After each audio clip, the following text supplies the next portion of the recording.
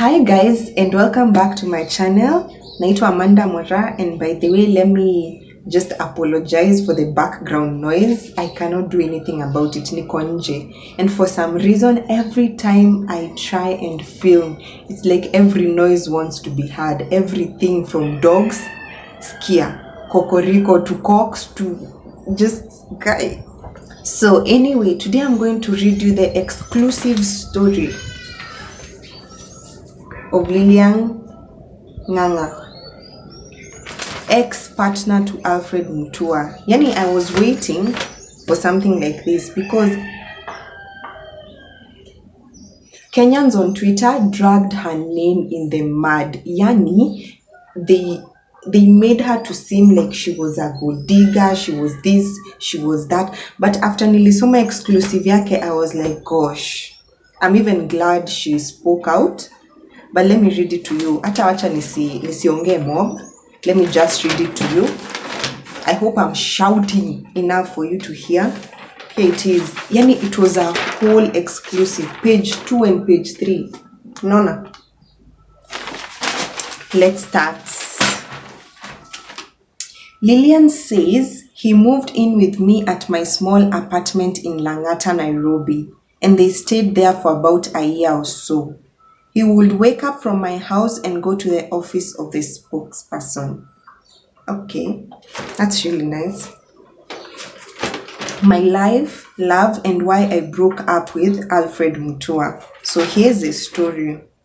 The separation of Machakos Governor Alfred Mutua and Miss Lilian Nganga has hogged the headlines in the country, both in the mainstream and social media.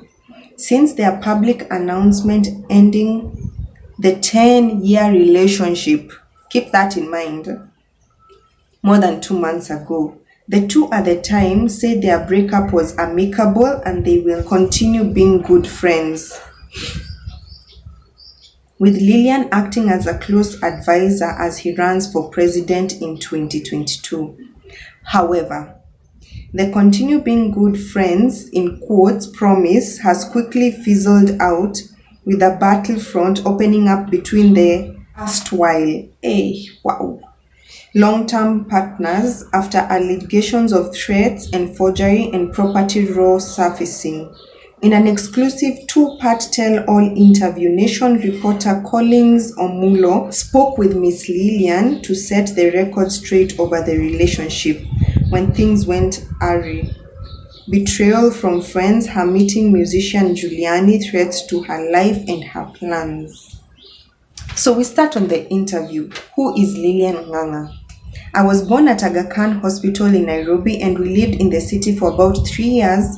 Then my parents got land and moved to Kiambu, where I grew up. So I don't have any memory of living in Nairobi. We are 3 girls born to Stephen and Lucy Nganga, and I'm the second born. The firstborn is 4 years older.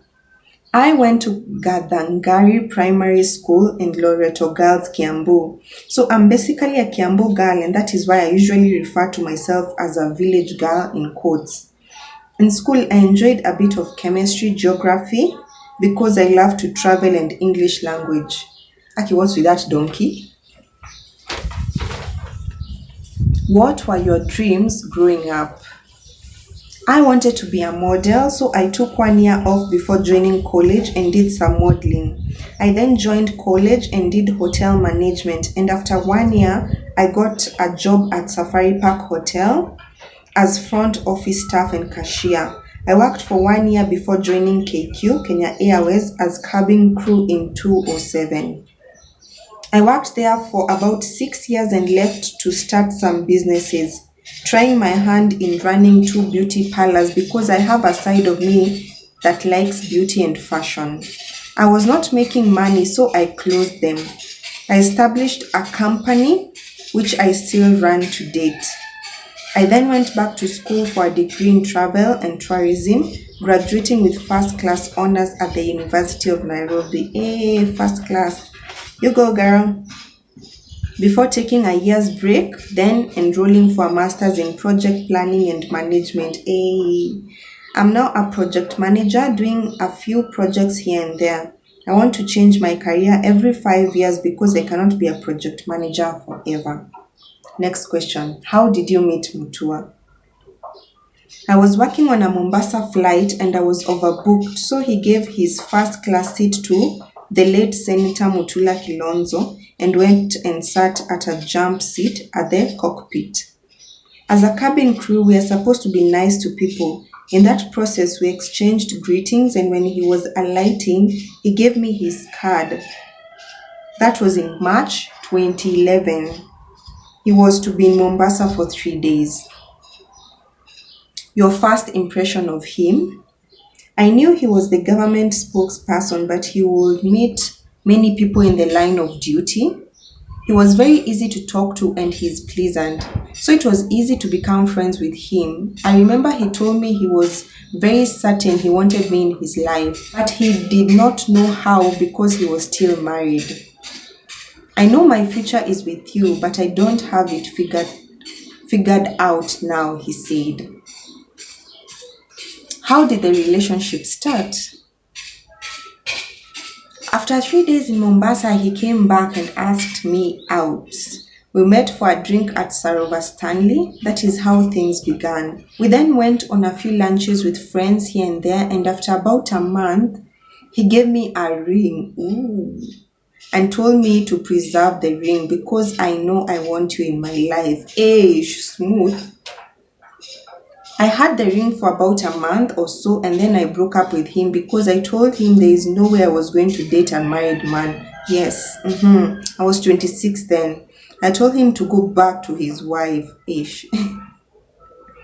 Nice. They had issues at the time, some of which I witnessed, although he told me they were living separate lives, and that being with me was not an issue. But I insisted he sorts everything out and then he will come get me. Alfred turned every stone in the world to get me back, but I insisted I was not going to be a side girl he sees, goes on trips with, and then goes back to his house. He put in much effort to get me back by sorting out his issues with the ex. The breakup lasted 2 months or so. He then moved in with me at my small apartment in Langata, Nairobi, and stayed there for about a year or so. He would wake up from my small apartment to go to the office of the spokesperson. He even launched his quest for Machakos governorship in the small apartment. We spent good times there. We used to go for dinner with him openly and he never hid me. He would drop me at KQ and pick me up. The relationship was never chini ya maji, discreet. That is. He ran for governor and won, and then we moved to Kileleshwa, Nairobi, and that is where we have lived for the last 8 years or so. We had a good relationship where we traveled a lot and saw things the same way. We had the same outlook to life. He's a pleasant person. So another question, how did the idea of A&L in Machakos Hotel come up? She says, when I was working at Safari Park, I had one of those crazy dreams of owning a big hotel. So when I met Alfred, we traveled a lot and saw different hotels, and so I came up with the idea of building the hotel as part of the dream I had. So I told him, why don't we give it, building a hotel, in brackets, a try, as I have a passion in the hospitality industry. He agreed and we came up with a name. We started building the hotel in 2019 and it took a year or so to start operating. I was the operations director and got the personnel, equipment, furniture, and doing the hard work, as we did not have a project manager, foreman, or supervisor. I did everything to have the hotel up and running. I was even running it until 2 months ago in August when Alfred hired a new manager and put his sister as a director without even consulting me. Ouch. The construction was financed by a loan from Family Bank, with Alfred and I providing our personal guarantees. This means I remain liable for the outstanding loan. So the question of a gift from anyone does not arise. I'm a co-investor and business partner in the venture. Here. Did you ever have a run-in with the ex during your relationship? She says, the interesting thing is that I have never spoken with the ex, not even a word. Did you formalize your relationship? I cannot tell, but what I know is he did kuhandaithigi. I hope Wakikuyu sijawa let down.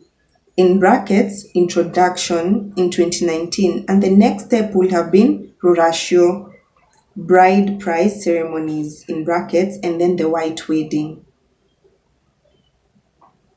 How was life like as the first lady of Machakos?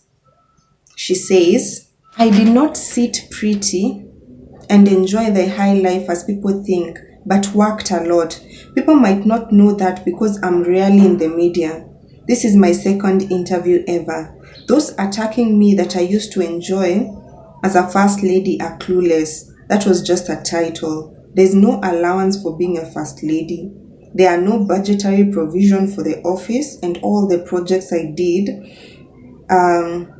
were through the office of the governor. You don't get a salary, but I enjoy my stint. I'm proud of what I did. I hardly went for international trips, although there were many opportunities. In fact, I went for only 2. When we separated, I only had a Land Cruiser belonging to the county government. I returned it before his birthday and even before my public announcement of our separation. The car he took from me is a Toyota Harrier, which has been my personal vehicle since 2014. Many women voted for him in 2017 elections because of the work I had been doing. This is a fact. Another question, when did things start going wrong? Anasema, we have had issues over the years. There were inconsistencies from him, but when you do that, you forget some of the things you have said. Most of the time we resolved these issues. However, last year the issues could not be resolved after I called him out. The second issue was being a control freak. This, I guess, is because he has been in government and so he is used to controlling people. Over the years, I have always done things his way. Last year, I told him I needed to do a few things independently, but he was not comfortable with it. It led to a lot of fights between us. Did that accelerate your breakup? She says, yes, it did to some extent. When I told him I was going to get a job last year and actually be employed, it made him very angry. He said I was going to embarrass him by working. What? Because it will look like he's not supporting me. But I insisted that it was about my independence and doing something I enjoyed. Why do a master's and then don't apply it? It makes no sense. I got the job late last year and it was busy, and I will take some of the office work home once in a while. We had so many virtual meetings and I will be very busy in the house. I think he felt like he was losing his grip on me, and that brought serious fights between us. I have always done things for us as a couple, for him and never for me. At the end of the day, I was not trying to match him. We have a 15-year age difference. But he always wanted me to be the same girl he met 10 years ago. Yet I'm now 36 years old. He started feeling insecure and he never wanted me to hang out with my friends. I'm an introvert and so I don't make friends easily. And those friends in my life are people I have known for a minimum of 10 years. But he wanted us to hang out just the two of us. I don't want to get into details about the other stuff over the years. People who know him know these things. Fighting to be independent Where is my lighting gone? Yes. Fighting to be independent became a very big issue, although I have supported him over the years. Those are the main reasons I left Alfred. Another question, what was the final straw in the relationship? I decided, the number of times I'm telling you I shrub in these videos, it is a crime. I decided I was not going to make it a norm for men to keep messing up and me as the woman keep forgiving. In my culture, a woman is expected to keep putting up with everything, but I had had enough. There were also issues with even people I thought I have had as friends over the years, but they turned out to be the complete opposite. I am no longer friends with so many people because their true colors came out, and I was like, Lilian, you have been so blind to many things. I was disappointed, but a lesson was learned. Guys are attacking me for leaving Alfred, being inconsiderate. Has anyone thought of me? Where was I? How I was feeling? Another question. You have trended on social media of late. How do you handle that? Just because I publicly met with somebody else, in brackets, musician Giuliani, publicly made the announcement, now I am seen as a bad woman. What about the man who has been all over embarrassing me and I never said a thing? I have been quiet all these years. So when I see people attacking me without any knowledge, I just wish they knew what I have gone through. I deserve better. Yeah, girl, you deserve better. Everyone deserves better anyway. Another question. Some on social media have even said you should return gifts, in quotes, the governor gave you. When I moved out in June, I only took my clothes and nothing else. So there is nothing to return to him. I have always worked, had my salons, a travel company and the hotel, and I'm currently doing project management. Just because I don't speak in the media on what I am doing doesn't mean I'm not doing anything. I even asked him to list for me the things he had done for me, but the only thing he could say is, I paid your school fees, in quotes. Nothing more he has done for me as Lilian Nganga. So people are talking from a point of ignorance, saying, Sijui, I don't know, return this or that. I'm not a flashy girl. I remember even after I had moved out in June, he was telling me to get back with him and we'll have the wedding. In August this year, he told me he will give a white wedding. He will give me a white wedding and have my father walk me down the aisle. He told me to choose a date even if it was in a week's time. He bought me a new Land Cruiser the same month, but I returned the car and told him it will not make me happy or resolve our issues. He told me, with the wedding you will be secure and comfortable, in quotes. But I was like, that is not the issue, as life is not just about the cars and the big things. Alfred is used to the media and we could not separate our private life and his public life. Aki kunaka kunenda kunyesha. Ebu hold on, I finish a video. Haya, the last question. What about the past interview where you said, wow, birds. Thank you. What about the past interview where you said the two of you were married? In brackets, yet on Thursday at the press conference you said you were not married. She says, people have been attacking me, calling me a liar because I said he's my husband in the video, but on Thursday I said we were not legally married. The interview was many years ago, but the truth of the matter is that we never signed anything that can show that he is my husband. No customary or any other form of marriage or wedding. Social media portrays the worst side of people, and I remember when I first started dating Alfred, I was also attacked, but I never spoke out. They called me a homewrecker and never cared to hear my side of the story. This time round, 10 years later, I'm not going to keep quiet. I refuse to do so. You go, girl. You know now what we want? As Kenyans, we want Alfred Mutua's side of the story. Alfred, if you're listening to this, tunataka your side of the story, so that we can be the judges of this whole situation. Anyway, that's her story. I will see you in my next video. Please subscribe. Oh, there's a part 2, Kesho. I hope I can make that one. There's a part 2. So anyway, bye bye. I'll see you tomorrow. in my next video. Let me not promise tomorrow. I'll see in my next video. Please subscribe. Hiya, bye bye. It is about to rain. It is about to rain. Hey.